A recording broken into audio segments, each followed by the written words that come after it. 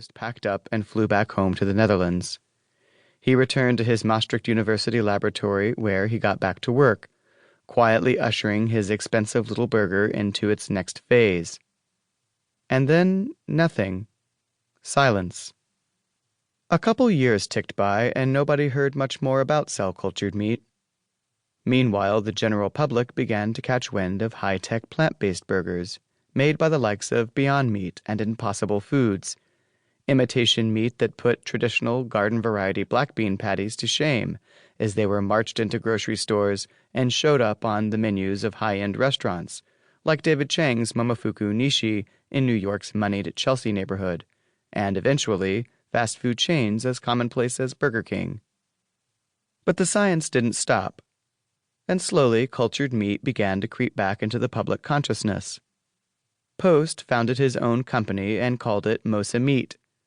In 2015, Uma Valetti followed suit and founded Bay Area-based Memphis Meats. Yuki Hanyu started Tokyo-based Integriculture. Ido Savir founded Israel-based Supermeat. Then Finless Foods, Just, and Aleph Farms announced their own laboratories a year later, followed by Mission Barnes and Future Meat Technologies a year after that. Slowly, stories and photos have started trickling out from these laboratories, showing chicken tenders, bluefin tuna, burgers, foie gras, steaks, and nuggets. Investment in these companies is picking up too. Since 2015, more than $100 million has been invested in cell-cultured meat by venture capitalists and existing food giants, with the number and size of deals increasing every year. Buoyed by venture capital and billionaire investors looking to overturn the multi-billion-dollar meat industry, these startups are in an edible space race to get cell-cultured meat to market first. It's a complicated problem. First, they need to devise a way to scale cell culture technology at a reasonable cost. In 2013, it was priced at $1.2 million per pound. Now it's hovering around $50 per pound, a precipitous drop as the technologists behind it have pushed the science to new heights. Then they need to hack a path forward through Byzantine regulations designed around the needs and desires of the trillion-dollar meat industry. Against that kind of economic power, even the best-funded startups look like lightweights. But one of these companies claims it'll beat everyone else to the finish line. Josh Tetrick is a vegan activist and the CEO of San Francisco-based Just. He aims to reshuffle how humans around the world think about the meat they consume, where it comes from, and how it's made.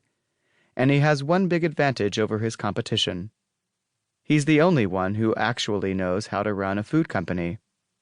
Since 2011, he's successfully rolled out a line of vegan condiments, vegan cookie doughs, and a popular liquid egg alternative made from mung beans.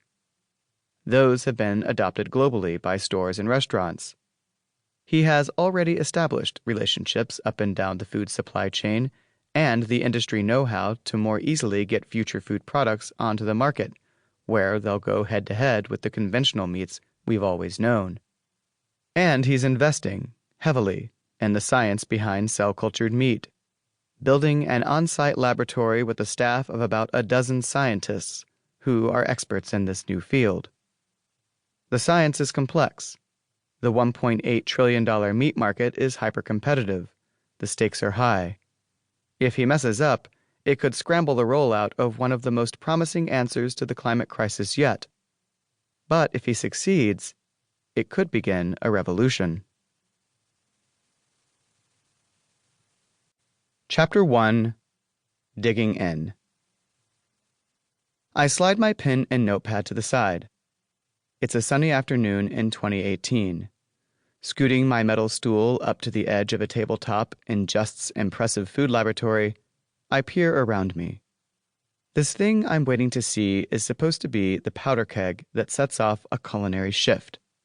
Much talked about, rarely seen, and almost never tasted. The company's headquarters sits in the heart of San Francisco's Mission District, at the corner of 16th and Folsom Streets. It's 2 stories tall and sprawls across 98,000 square feet of space, all enclosed.